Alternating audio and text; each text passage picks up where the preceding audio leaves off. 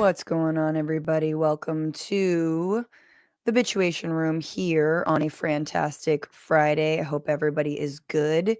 We will see how long my voice holds up personally and how much I can mute the coughs. I'm going to have to tread lightly.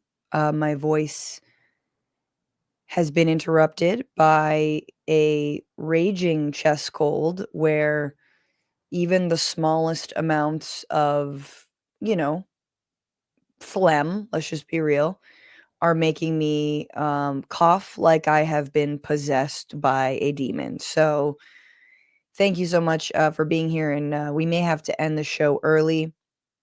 But I wanted to jump on because there is a lot happening right now.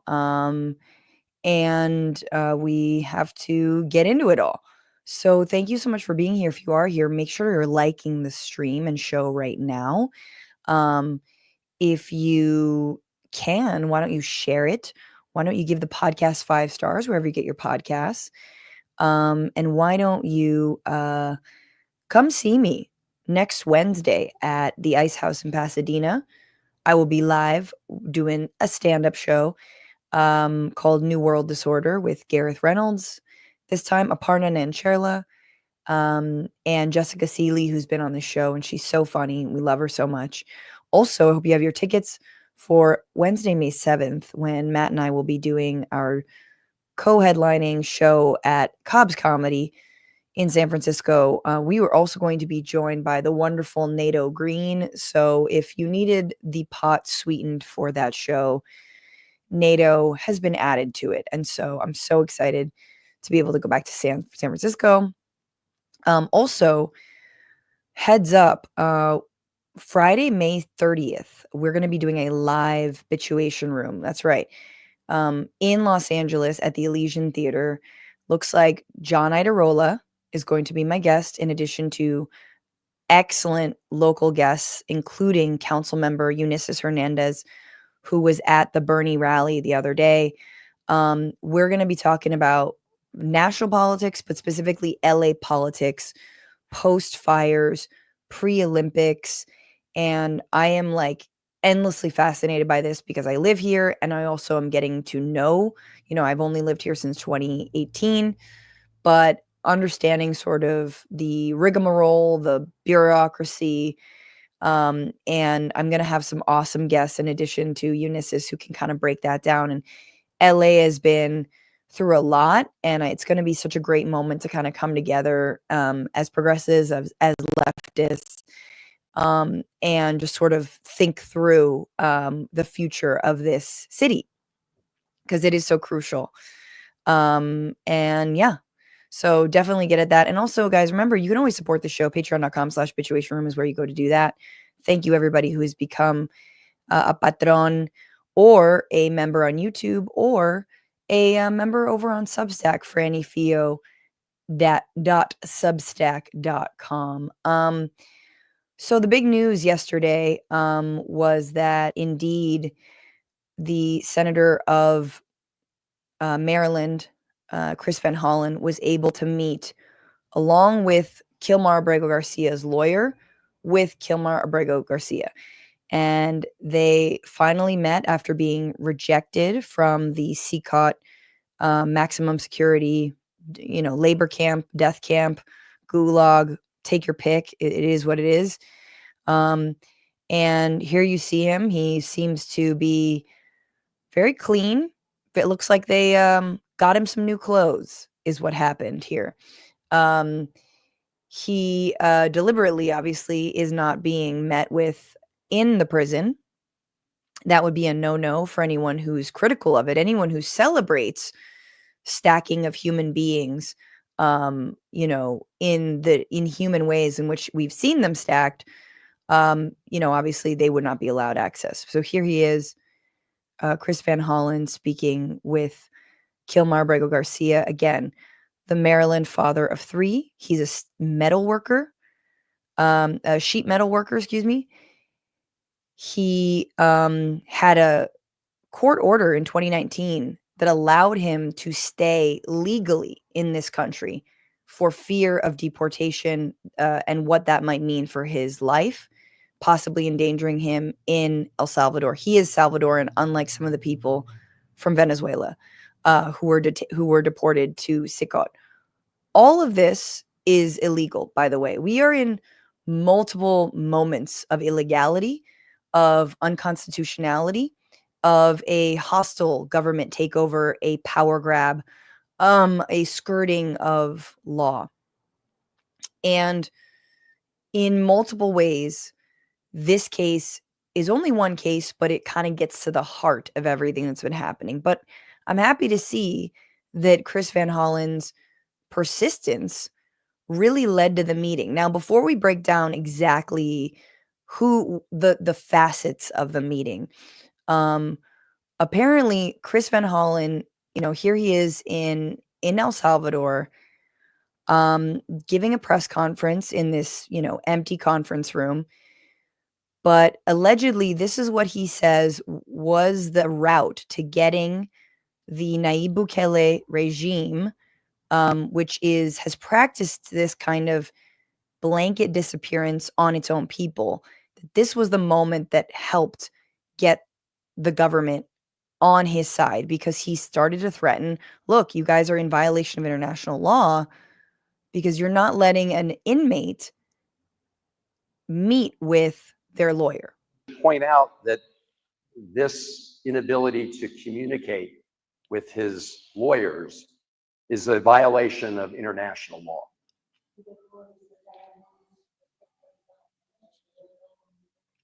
So there's some translation here.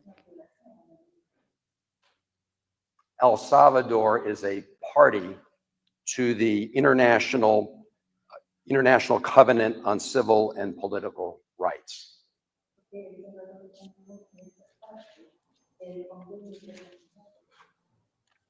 El Salvador has signed and ratified that covenant. And that covenant says, and I quote, "A detained or imprisoned person shall be entitled to communicate and consult with his legal counsel," unquote.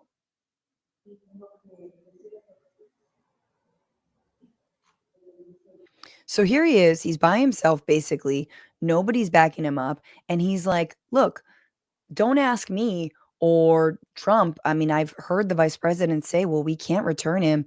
We can't have you meet him because, we're getting paid for this. We're getting paid to do this illegality. Here's Chris Van Hollen saying, El Salvador is also part of the Central America. It's part of South America. It's part of the different, international law that applies to both the region, but also the world. So if you're a party to the ICC, if you're party to international law, and you say that any prisoner has a legal right to access their lawyer, this is in violation of that. So are you willing to stand up should any of your, any of the countries, your neighboring countries in the hemisphere, take you to task on this? You're not Israel. You're not the United States. You could very well be taken to task over denying Kilmar Abrego Garcia his access to a lawyer. So this seems to be what changed Nayib Bukele's mind and the administration's mind on whether or not they're going to let him meet him. Now, what happened next was just a massive ploy to try to make it look somehow like Chris Van Hollen and Kilmar Abrego Garcia were, just vacationing. And this has been amazing to watch because this is actually part of Nayib Bukele, who obviously took to, the fasci platform of Twitter and tweeted yesterday, Kilmar Abrego Garcia miraculously risen from the, in quotes, death camps and in quotes, torture, now sipping margaritas with Senator Van Hollen in the tropical paradise of El Salvador. And he puts a little, cocktail emoji at this. So now sipping margarita, what are you talking about? There's many, many things wrong with this, right? Number one, putting death camps and torture in quotation marks. We'll put a pin in that because we'll get back to it. sipping margaritas. Okay, well, I don't see any margaritas. Well, then you look closer, right? And you see there are these two empty glass, or two, not empty, they're two glasses that seem to have clear liquid in them, looks to be water, and they have a rim around it that is, a sugar rim or a salt rim, whatever, and then like a cherry. It's basically the weirdest looking margarita you've ever seen. If margarita were to have no alcohol, no lime, and I believe margaritas are not garnished with cherries. Um, Apologies here. But then you kind of like lean into it and lean into it. Then you kind of read into it. That's what it is. Lean, read. You know what I'm saying? My brain. Apparently, according to a person familiar with the situation, and this is the New York Times reporting, a Bukele aide placed the two glasses with cherries and salted rims on the table in front of Mr. Van Hollen and Mr. Abrego Garcia in the middle of their meeting in an attempt to stage the photo. So that weird looking margarita was straight up an aide who came in the middle of what you can only imagine was an intense discussion between Chris Van Hollen, Abrego Garcia's lawyer, and Abrego Garcia himself, and was like, here, let's stage this so precisely Nayib Bukele can tweet out some bullshit. Obviously, Van Hollen was able to pass along messages from Abrego Garcia's wife, messages of love. So at least, Abrego Garcia knows that his wife is um, fighting for him, thinking about him. But that wasn't enough for Nayib Bukele. He quote tweeted this disgusting tweet and said, now that he's been confirmed healthy, he gets the honor of staying in El Salvador's custody. So I'm going to continue violating international law when it comes to the orders to return this person, right? But I'm going to violate US law, but your president, your authoritarian has given me grounds to do so because Attorney General Bondi, Donald Trump himself, Marco Rubio, all of them are in violation of laws. Which laws are they in violation of? They're in violation of the federal laws, immigration laws that say that there is a stay on Kilmar Abrego Garcia's removal, number one. They're also in violation of Judge Boasberg's ruling that said that those planes that were carrying Kilmar and 238 other men, many of them Venezuelan, majority of them Venezuelan, should be turned around immediately as there was no due process for their removal and there was already litigation on the way. And so what the Trump administration did was they ignored that ruling. And it was based under the reason and rationale they used to remove these men, which was the Alien Enemies Act, right? So now Boasberg is saying some of the people who have been facilitating the removal, Pam Bondi, Marco Rubio, other aides, maybe Trump himself, will have to testify under oath or be held in contempt of court because that's exactly what they're doing is they are skirting and flirting the laws and they are not abiding by this court, the federal court. So you've got at least two. If you want to add on the Supreme Court ruling, you've got three different justices who are saying this is illegal. So anyone who's trying to tell you otherwise, many right-wing mouthpieces are all up in this right now, are just completely lying.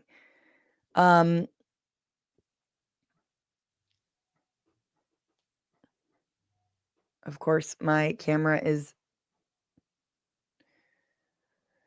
Speaking of the mouthpieces, and again, I apologize for this very relaxing, little NPR day that I'm having. Senator Chris Van Hollen, sorry, this is Michael Knowles of the Daily Wire saying Senator Chris Van Hollen's heart wants what the heart wants, and he generated an AI image of Chris Van Hollen and I guess Abrego Garcia or some Latino man with tattoos on his face, of them drinking wine together with roses between them. I mean, This is truly psychotic shit. The last time I was on Piers Morgan with Michael Knowles, I think I was on with him twice. One of the times, I basically told him, look, you're grooming your audience for authoritarianism. That's what this is. All you care about is lying to them, and you're making sure that we dehumanize people like Abrego Garcia in order to allow for Trump's lawlessness. That's what this kind of bullshit is. This is some weird, twisted bullshit, to say nothing of, the sort of closeted fantasies that Michael Knowles has, right? He's just like, oh, the heart wants what the heart wants. Okay, Michael, like, calm down. But this is like, that the right is triggered, and that the Democrats, specifically Chris Van Hollen, are doing the right thing when you see this kind of stuff. Because this kind of stuff is like, this is them just bending over backwards to try to make what is clearly illegal look normal, try to dehumanize folks. They're getting so mad. They're so mad that Chris Van Hollen met with Abrego Garcia, and the fact that it worked. Donald Trump is saying he's grandstanding, on and on and on and on. And that's because it is a working strategy. It's triggering them, and we should keep triggering them. Chris Van Hollen should be joined by more Democrats, whether they be in the House or the Senate or just Maryland representatives, who knows. And Chris Van Hollen should go back. He should go back, and he should go back, and he should go back until Abrego Garcia and the other men are released from CECOT. I mean, they are truly, they're flailing here. And I want to play for you a little bit of, this is specifically an Al Jazeera English. Oh my God, it doesn't have nearly enough views. But this is from AJE, Al Jazeera English. And a month ago, they did this report, on the crackdown that Bukele is doing, not just on communities or alleged gang members, but also and specifically on journalists. Because really what Bukele is modeling is something that Donald Trump wants to take after. He's jealous of, and he wants, to not only house, as he said this week, U.S. citizens and criminals, but anyone he criminalizes. So Palestine demonstrators or journalists. But just watch a little bit of this, and who was also locked up in some of these prison camps. The day Salvadorian journalist Victor Barajona's life unraveled started with a knock on the door. It was the police.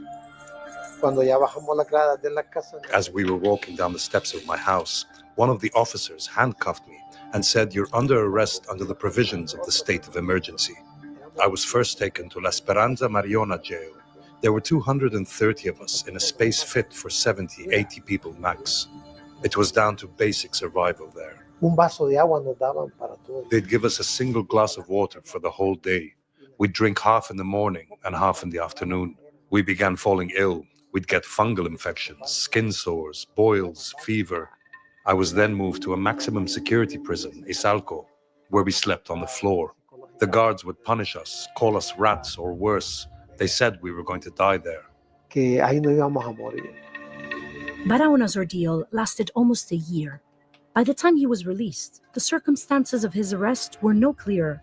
He received no official release letter, and the police accusation against him remained unchanged: collaborating with gangs, also known as pandillas. Look, my arrest was due to me being a journalist. There's no doubt about that. I hosted the TV show where we talk about the community's needs, lack of employment prospects, challenges with education, and access to public health resources.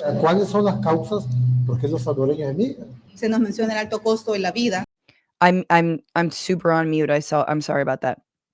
This guy's by the way, the translation of this, we'll cut this out. The translation of that is, why are Salvadorans leaving? And she says, high cost of living, unemployment, corruption. So he was straight up, he was just a journalist. He was like an alternative media guy. He was like a me, right? I mean, I don't want to like elevate myself to that level, but you know what I'm saying? He was just like someone you might follow, someone you might listen to, the Amy Goodman, right, of El Salvador. And he was imprisoned for a year because of it, for doing this, for asking these questions, for talking about the conditions of working people and everyday people in El Salvador and why people are immigrating. There's just a little bit more.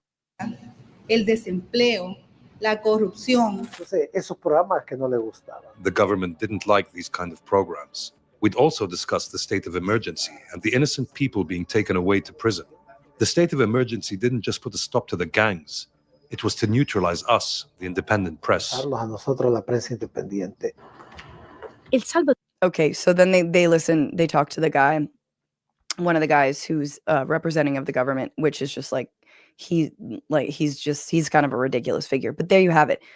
That's just a sense of where a journalist was put, maximum security prison. This is absolutely not about being a gang member. This is about locking up anyone who is telling the truth, anyone who looks like your enemy. So are those humane conditions? I don't think so. And he wasn't even in CECOT, number one. So this is a winning issue. And I would argue this is a winning issue. This has the potential to galvanize the entire nation around what people are going through when they choose to immigrate to this country, what the United States has allowed its so-called allies to get away with. Because let's be real, El Salvador was doing these things under Biden as well, right? Now, the relationship was different. It wasn't obviously as cordial and friendly, but it's important to know, like, as we try to free Kilmar Abrego Garcia, let's also free the innocent people of El Salvador. Let's also free the rest of the Venezuelans who were sent there without due process. I mean, this is really, and what a lot of Salvadorans are saying is that while Bukele has swept up so-called gang members, El Salvador is going back to a time when the army and the military and police officers were the ones doing the violence. And the country has ping-ponged between either state violence or gang violence. And now they're back to state violence. And so just briefly, when it comes to actually, I know I'm sort of going back and forth here, but when it comes to whether or not this is a good look for Democrats, I say yes. Chris Van Hollen, and look at Chris Van Hollen. He's not yelling. He's not screaming. He's not even doing sort of the Bernie Sanders, old angry man. He's not particularly inspiring in how he speaks. No, because that's maybe not who he is, but he's there. He's there. He's doing the work. He's doing what needs to be done. So it is incredible and he is triggering the right. Can you imagine if an entire brigade of people, if an entire group, if AOC herself, if Bernie himself, if folks made this a priority? Let's do the Fight Oligarchy tour in El Salvador. You want to make a fucking splash? Let's go. Like, I am so convinced that this is the right way because, again, look at how triggered the right is. They got to go to Grok to make their dumbass AI memes. But I want to just talk about this because apparently some Democrats say, I don't know. I think we should steer clear and just focus on economic issues. So a controversial deportation case has opened a rift within the Democratic Party. Some members of the party are leaning heavily into Maryland resident Kilmar Abrego Garcia's deportation without due process, but others, while still objecting to Trump's actions, have sought to shift the focus to economic concerns amid the whiplash of president's tariffs policies. Yeah, why not both? Trump officials initially conceded that there was an administrative error, again, their own admission. Van Hollen posted on Thursday night that he meant that he wanted to go there, on and on and on. The move won praise from Democrats who have urged the party to move more aggressively in the pushback against Trump.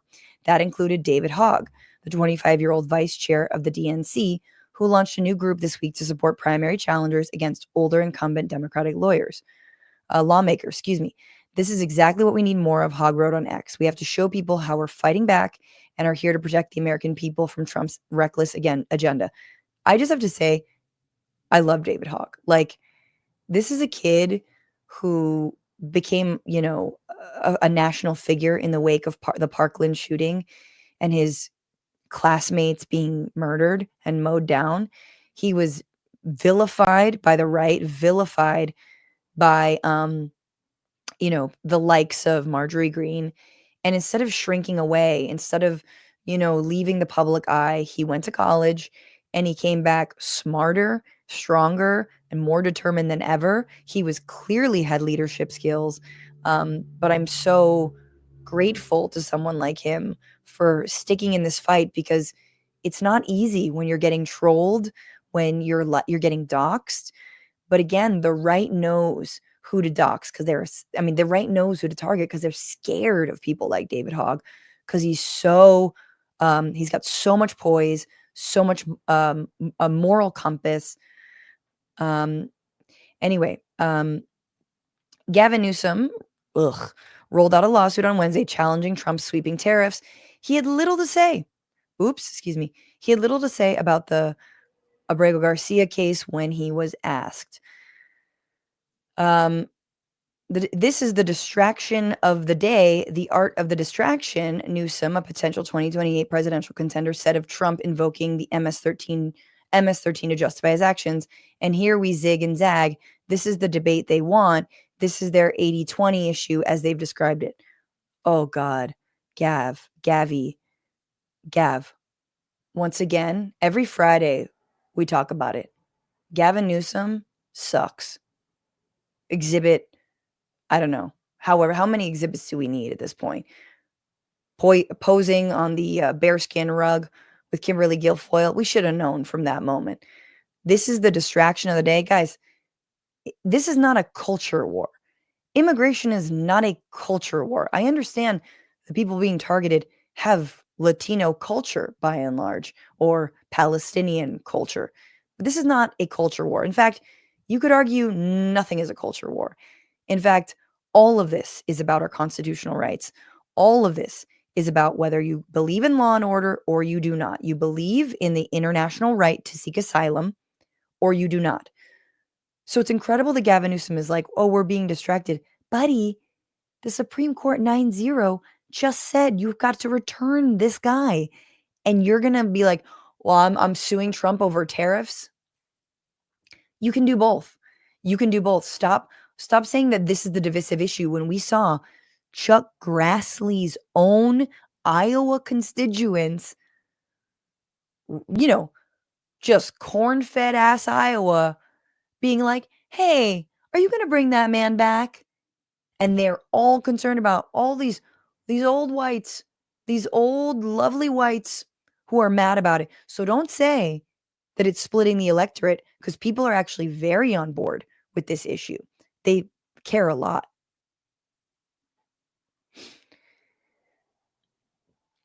While noting the government needs to abide by court orders and the rule of law, Newsom added, it's exactly the debate they want, because they don't want this debate on tariffs. They don't want to be accountable to markets today. Shut up. This is, oh God. This is the exact thing that this is the exact thing that I was sort of excited about when the tariffs got reversed, because you're like, okay, at least now we sort of separate who only cares about the economy and their stocks and who actually cares about, people being disappeared off the streets. And by the way, a UCLA grad student was detained by ICE yesterday, I believe, after coming back into the country from Mexico. What is Gavin Newsom doing about that? So you can separate these issues all you want, but they're not separate to the man who is enacting them. They are part and parcel of an erratic, incomprehensible, authoritarian strategy that harms people, number one, no matter how they are getting harmed. And my good friend Waleed Shahid was on Chris Hayes last night, and I thought made this great point as he was being asked whether or not, Democrats should be standing up like Chris Van Hollen is, or whether they should be focused on other things.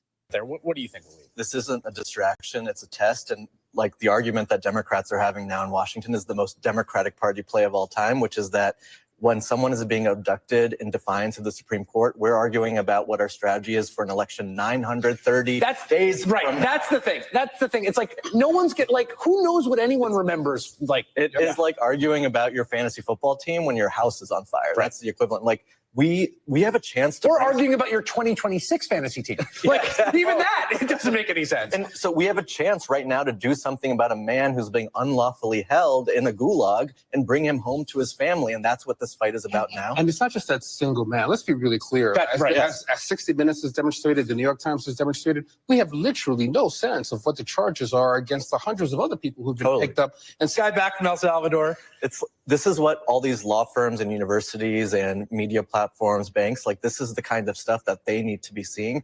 This is why these protests are helpful, because it helps tell them who are they in defiance of, not just of, they shouldn't just fear Donald Trump, but they should fear public opinion when they kowtow and capitulate to Donald Trump. And honestly, this messaging thing is much more simple than I think some of the pundits are making it seem. The tariffs and the deportations, the abductions that are happening are part of the same story, that this president does not care about you. He is not lowering your prices. He's not lowering your groceries. He's not lowering your rent. Right. Where's his focus? He's focused on defying the Supreme Court and building a mafia-like state for himself and his friends, like a corrupt politician in El Salvador. I keep on muting myself, but yes, Waleed, we love it. Which, this is part of the entire thing. This is not, you can't just separate off tariffs or, Kilmar Abrego Garcia. You can't separate off people being detained for speech, right? This is also why speaking up against genocide needs to be central as we go forward. I firmly believe this. So what Waleed is saying there is like, look, why are we focused on 2026? Why are we focused on 2028? Why do we keep on getting distracted about polling and what's this, what's that? What is happening right now is morally and legally in the wrong on all these different levels. Your moment, your opportunity is here. It is now. If there was a moment, stop thinking. And I keep on thinking this. It's like, who's thinking about 2026? We're thinking about right now. We should be calling our representatives right now. And if you live in a blue state, your call is to get them to go to El Salvador. And if you live in a red state, let them know. Let them know that even if you are part of the immigrant community, if you are not, it doesn't matter.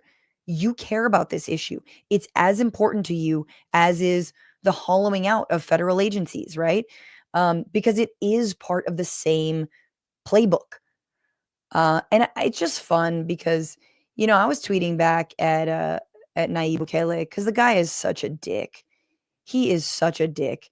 And he is so pathetic because he knows he's got nothing.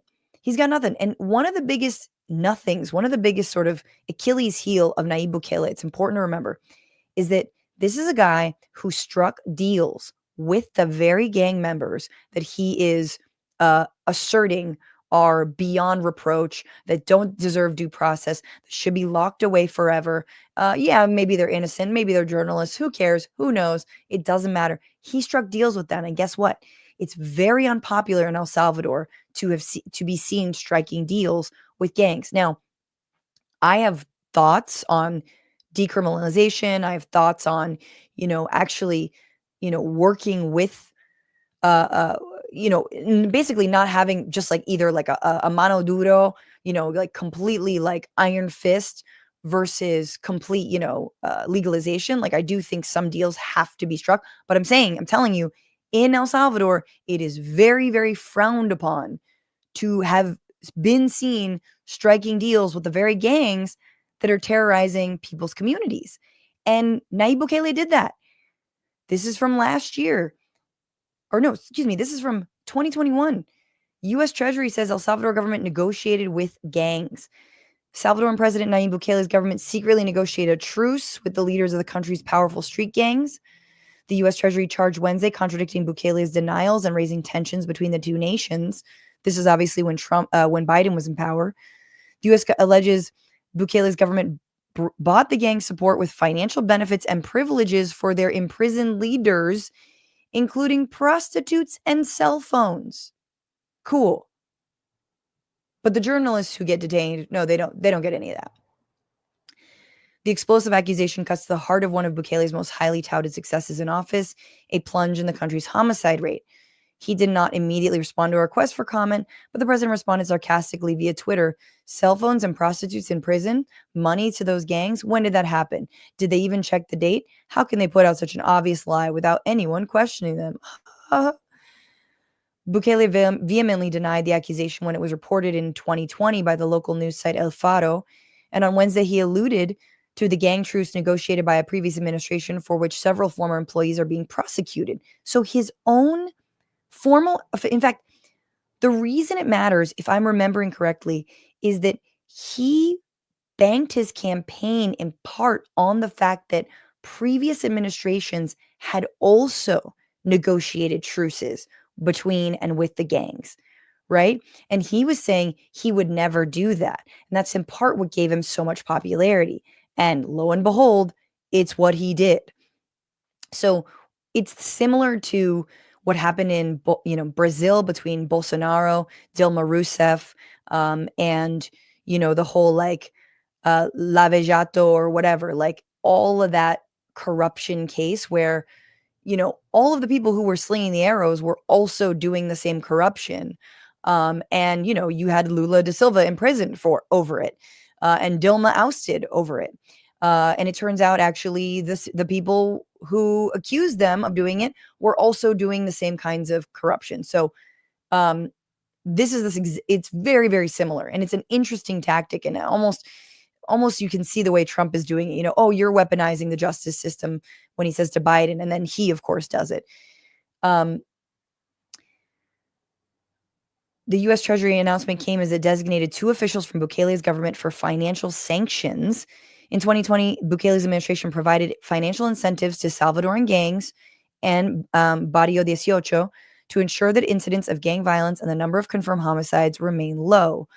Over the course of these negotiations with Lula and Marroquin, gang leadership also agreed to provide political support to the Nuevas Ideas political party in upcoming elections. Jesus Christ. Bukele's New Ideas party won legislative elections earlier in the year in a landslide in 2021, giving it control of El Salvador's Congress. The 2 officials who negotiated directly with the gang leaders were Osiris Luna Meza and Vice Minister of Justice and Public Security, and Carlos Amilcar Marroquin Chica, chairman of the Social Fabric Reconstruction Unit. The announcement comes as a number of former officials from previous administrations are being prosecuted for negotiating a similar pact with the gangs. The guy is just as corrupt, just as, guilty, just as much of a hypocrite as we imagined he was. Speaking of El Faro, which is the original El Salvadoran newspaper that reported this, this is an interview that Mother Jones did recently. Excellent interview. In fact, if you guys don't listen to the Reveal podcast, may I just suggest you all listen to Reveal's podcast. It's excellent. It's great, no matter what the issue. So this is an interview with one of the journalists there. And they ask, it wasn't just Venezuelans who were deported to El Salvador on March 15th and ended up in CECOT. Who else was on those planes? And they write, as far as we know, there are at least 4 different categories of people who came in those first 3 flights. 1, Venezuelans suspected of belonging to Tren de Aragua crime organization. 2, Venezuelan undocumented migrants, completely unrelated to this criminal organization. You could put Andres, the hairdresser, in that category. 3, Salvadoran undocumented migrants. You could put Kilmar in that category. 4, Salvadoran members of the MS-13 gang. This included at least 1 gang boss who was preparing to stand trial in the United States, along with 26 other big bosses of the MS-13, some of whom had been freed from prison by the Bukele administration as part of the secret agreement his administration had negotiated with the gang. So he freed them, but then they were picked up, they were extradited to the United States, and now instead of standing trial, why do you want to avoid a trial if you are a guy who did dealings with said gang members, instead of standing trial, those gang leaders actually were deported back to El Salvador. So this is the journalist again. Based on El Faro's reporting, I gathered that some of these gang leaders potentially had a lot of dirt on Bukele. That's right, the answer. Bukele made that secret agreement with the gangs 5 years ago that helped his party win elections. In exchange, Mr. Bukele freed some of the gang bosses, including a few who were facing extradition to the U.S. After leaving El Salvador, they were captured in Mexico and sent to the United States, where they were indicted. Some of the indictments included allegations of the gang's collusion with authorities in El Salvador. We also know that when Mr. Bukele offered Marco Rubio to receive deportees and criminals, he also requested that the gang bosses be sent back to El Salvador, and at least one of them was included in those first flights. So I don't want you to stand trial. I don't want you to have to answer questions, especially if those questions would be incriminating to me or my administration. I would rather disappear you, gang leader, into my black site, right? The question, is Bukele asking for the U.S. to deport these gang leaders to El Salvador, specifically to bury any information that they might have? I mean, to put them in jail so they can't tell their secrets? Answer, that's what we think. As you know, MS-13 is now considered a terrorist organization in the U.S. If the trial in New York proves Mr. Bukele's deals with them, it could potentially be very damaging, since it would mean that he had illegal deals with a terrorist organization and also illegally freed some of the terrorist organization leaders. I mean, ironically, this is what Bukele was saying in front of American media, right? Saying, what do you want me to do? Release a terrorist into the United States? How could I do that? It's like, oh, but you effectively did that when you struck deals with those gang members, right? And then you released them back into your own country. Oh, man. So, okay. So what happened to the charges that the U.S. had against these MS-13 leaders? We know of only one so far. In this specific case, this one single person, we found federal court documents indicating that the Justice Department and the U.S. attorney assigned to the case asked the judge to dismiss the charges against this gang leader in order for him to be deported. And that's what happened. So, I'm sorry. There was a gang leader that the U.S. had charges against that they could have actually brought charges against, and instead El Salvador was like, dismiss the charges and just have him deported. How is this not incriminating to every single person involved in this, to Bukele and the Trump regime? That's wild. A little bit more, because I find this interview very good. How would you just qualify Bukele's regime? I've seen it described as bordering fascist. I would qualify Bukele as an authoritarian populist. It's not ideological, but rather a project of accumulation of power. Until recently, Bukele was a member of the former guerrilla party, the extreme leftist FMLN, and benefited from the Venezuelan government's Alba Petroleros Fund. Then, quite suddenly, he became almost libertarian, started to flirt with authoritarian and extreme right-wing movements all over the world, including, of course, the United States. So I would say that his project is not ideological, but rather the complete grab of the state to accumulate power and wealth. I think that's really important to know, obviously. He did a little switcheroo after winning power. This is the last piece, because we know that Bukele was reelected in a landslide. However, Salvadorans abroad were allowed to vote via an application, like a phone app. And apparently there was reporting of tampering with that app to make it look basically to ballot stuff. So there was a lot of suspicious activity when it comes to the last election where Bukele won. And if you remember, where Marco Rubio and Don Trump Jr. and Matt Gaetz went to the inauguration of Bukele. Like, why? It's because they salivate to do something very similar in this country. But again, there is popularity because with so many people disappeared off the streets, you're going to get some gang members. The question happens for me is, what happens after Are you just going to imprison them for life? Do they slowly die? Is this a ghetto? Is this a concentration camp? Do you put them to work? Do you wait for them to die? Do you exterminate them? I mean, truly, what happens next to these men? This is the question, though. For your typical Salvadoran, is life better because of some of the moves Bukele has made to reduce the power of gangs? And the answer, Mr. Bukele has effectively taken the gangs out of the communities of the Salvadoran people and lowered the murder rate in the country. So life is apparently better. But we know how in exchange for this so-called security, one person or one group of people is grabbing power, dismantling democracy, and there's no more accountability. He has brought the army back into our political life, which is something we thought was over in 1992, when the peace agreements ended our civil war and built the basis for our democracy. Those pillars that started our democratic life came tumbling down. They are not there anymore. There are no more checks and balances. There's a lot of violence still in El Salvador, but now it's being inflicted by authorities. Police and the army can now make arrests without a judge's order and hold anyone in prison almost indefinitely. 70,000 people have been detained in these years, which makes El Salvador the country with the highest incarceration rate, even above the United States. I don't know if any experience when only through repression you really canceled violence has grown out of a society that is not functioning. Let me quote Archbishop Romero, who was killed in El Salvador in 1980. He used to say, violence will not be eradicated unless we address its root causes.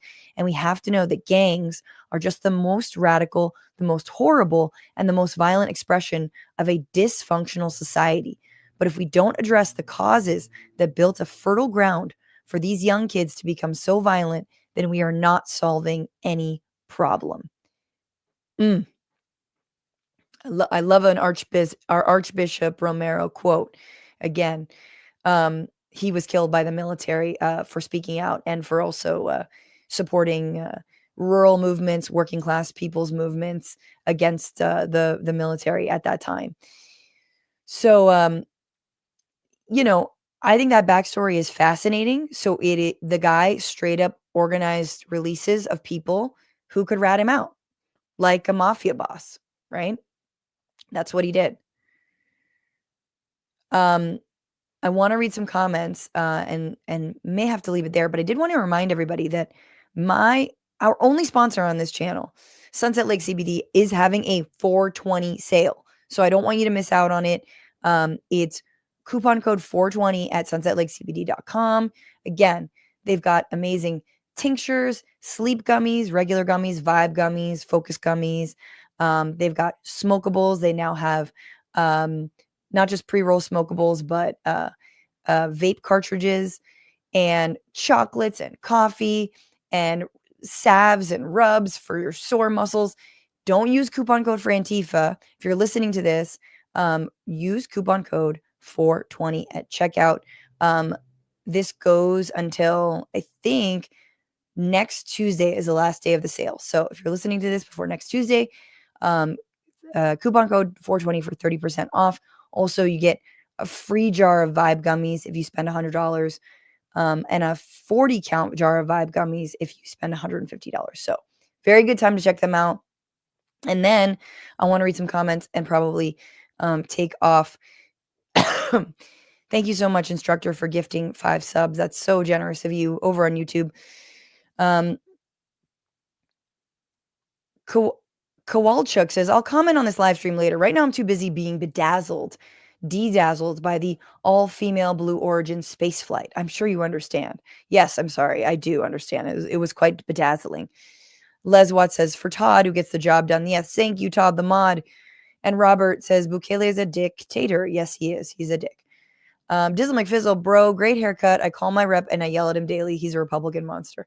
Thank you, bro. Right back at you. I love when someone gives me a good bro, nice haircut. Bring Out Your Dead Dragon says, powerful video. Thank you for sharing. We've seen lots of videos and pictures of men in prison. This is heavy, but my partner had the question, where are the women and children? I mean, I think the women and children are trying to leave El Salvador. I mean, this is the big thing. It's like, if you can't make ends meet and your husband or your son or your brother, or a breadwinner has been, detained, you are trying to leave. You are fleeing. And we've seen, obviously, then how you get treated here in this country. If you survive the trek here, You could get separated from your child if you try to come to the United States. But it's not helping the economy to imprison, close to 100,000 Salvadoran men in one fell swoop, right? But again, there's also not jobs. So Bukele thinks he's doing the right thing. The question is, what's the end goal? Like, when does this stop for you? Moondragon, Gavin Newsom thinks we can only care about one thing at a time. That shows his capacity for compassion. Yeah, agreed. I mean, don't you see it, man? People are giving Chris Van Hollen. Nobody knew who Chris Van Hollen was a week ago. They're giving him crazy flowers. Also, Nadia says, trans people who are easy to find with federal records are also being denied. Yes, their passports, all of this. The photo should never show his face well enough to be able to see potential injuries, especially teeth that might have gotten knocked out in the beatings. It's a good point, Nadia. Little Yumper says, thoughts on Charlie Kirk trying to use his hand tattoos as a sign he's in MS-13? I have not seen that, but maybe I will talk about it. Oh my God. Social media sucks says, to be honest, I am sipping a margarita. I mean, who cares? Let him have a margarita. He wasn't. It's very funny they try to make it look like it. The instructor says, when will Scam Bondi bring forth evidence of the accusation they're accusing Kilmar Abrego Garcia of? Truly. And Sir Ruin of House Roundhead, that's my senator. Indeed. Thank you, Moondragon. I will be gentle to myself. And Sir Ruin says, I live in Maryland. Our slogan is leave no one behind. Unfortunately, that does not apply to those accidentally sent to a prison in El Salvador. Well, if your senator has anything to do about it, I think he is leading the fight here, and it's very inspiring for a lot of people. And honestly, kind of like outflanking a lot of the so-called progressives and leftists, saying, hey, I'm going to El Salvador. What are you doing? Are you going to go to bat for the people in your states who are being rounded up? Thank you so much, Andrew, for gifting 5 subs over on YouTube. They're very, very nice of you. Thank you, Diego Hernandez. Thank you, Zitch Cresttail.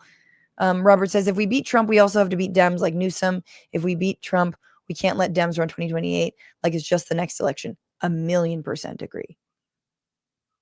It's very, very dangerous. You guys, I'm going to give my voice a rest. This has been the Bitchuation Room.